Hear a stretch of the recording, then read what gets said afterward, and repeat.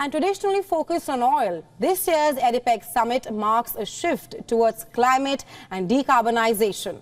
With COP28 just around the corner, the United Arab Emirates faces a delicate balancing act between encouraging global emission reductions and also pursuing ambitious oil expansion. And tensions are expected to surface prominently at the COP28 summit, especially as global crude prices approach the $100 mark per barrel. Ahead of a UN summit on climate change, COP28 president announced on Monday that more than 20 oil and gas companies were supporting his calls to reduce carbon emissions. Take a listen. There are three key areas that I believe can have the biggest impact in the shortest period of time. The first is curbing emissions from the production of energy. And I have called on all IOCs and NOCs to step up and align around net zero by or before 2050, zero out methane emissions, and eliminate routine flaring by 2030. And I am very pleased to say that over 20 oil and gas companies, both IOCs and NOCs, representing all continents, have positively answered the call. With rising fossil fuel demand due to geopolitical factors around the globe, some oil and gas companies are feeling more comfortable discussing the transition to cleaner energy. However, concerns persist that certain CEOs may leverage climate conferences to further their own agendas. Tensions between businesses and environmental activists have escalated recently, as some fossil fuel corporations have scaled back their renewable energy goals and also allocated a larger portion of their budget to oil and gas.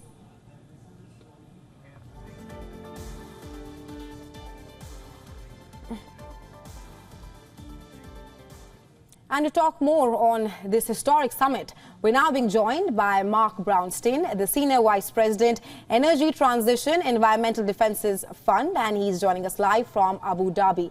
Welcome to the broadcast, sir. Right, now how significant is this shift in focus from oil to climate at the ADIPEC summit, considering that its traditional emphasis on oil investment and production? Well, I've been coming to the ADIPEC conference for over 5 years. And in that short period of time, I've seen a marked shift in the tenor of the conversation. 5 years ago, this conference would have been all about oil and gas and new supply and growing demand. Today, this conference is very much about energy transition.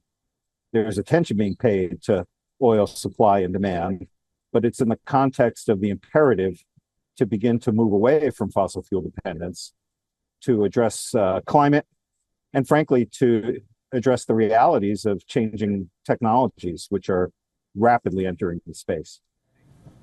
Right, Mr. Brownstein. Now, especially with COP28 just 2 months away, what role can the United Arab Emirates play in encouraging global climate action while also pursuing ambitious oil expansion?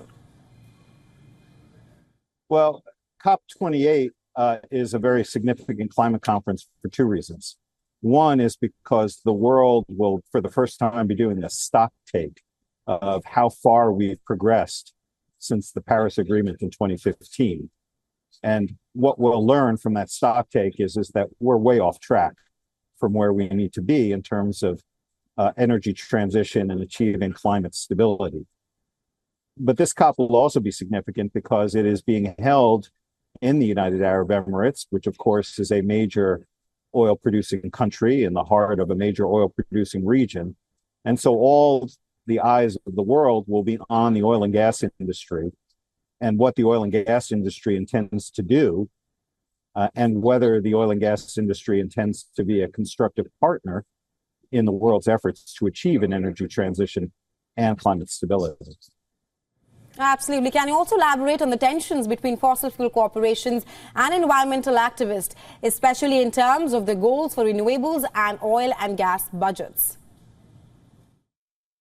Well, it's probably no secret that there's a fair amount of tension between the oil and gas industry and environmental activists. there are many in my community that are very skeptical about whether the oil and gas industry is really serious about efforts to achieve an energy transition, whether the oil and gas industry is really serious about being a constructive partner around climate. We're here precisely because we believe that the oil and gas industry can make a constructive contribution to energy transition. In fact, it's imperative that it does. But of course, the measure of that is not simply in the promises that the industry makes, but in the real actions that they take. And that is really what we hope to see at this conference and going into COP28 is signs of actual action.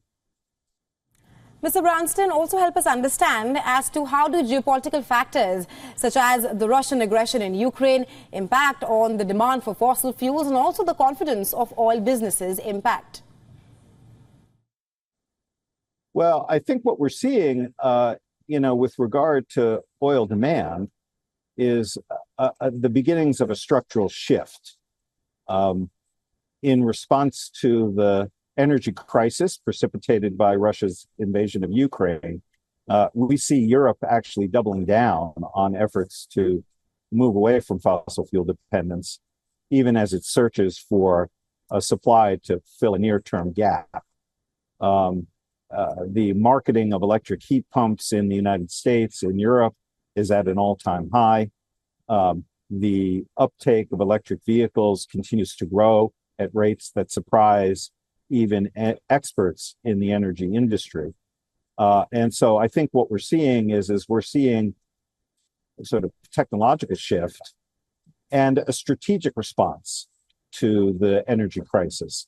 So even while countries are searching for supply in the short term, I think there's an understanding that the only way to insulate countries from oil and energy price shocks into the future is to find fundamentally new ways of generating and using energy, beginning with renewables, but also including electrification and a whole range of new alternative fuels that don't depend on fossil fuels as a feedstock. Well, in your expert opinion, Mr. Branston, how can the ADIPEC summit contribute to meaningful discussions and actions towards addressing climate change within the oil industry? Well, this conference, the ADIPEC conference, is probably the largest oil and gas conference in the world. It is really the one place where the entire oil industry comes together every year. So it is an important, in fact, necessary forum for socializing the ideas and the technologies that inform the energy transition. It is a place, obviously, where deals get made. And as I said, in the past, the deals would have all been about new oil supply and meeting growing oil demand. I think increasingly you're seeing here, increasingly the deals are about how do we begin to match alternative energy supplies with alternative energy demand. This conference today is as much about hydrogen and green hydrogen as it is oil. This conference today is as much about electrification and meeting demand for electricity as it is about natural gas.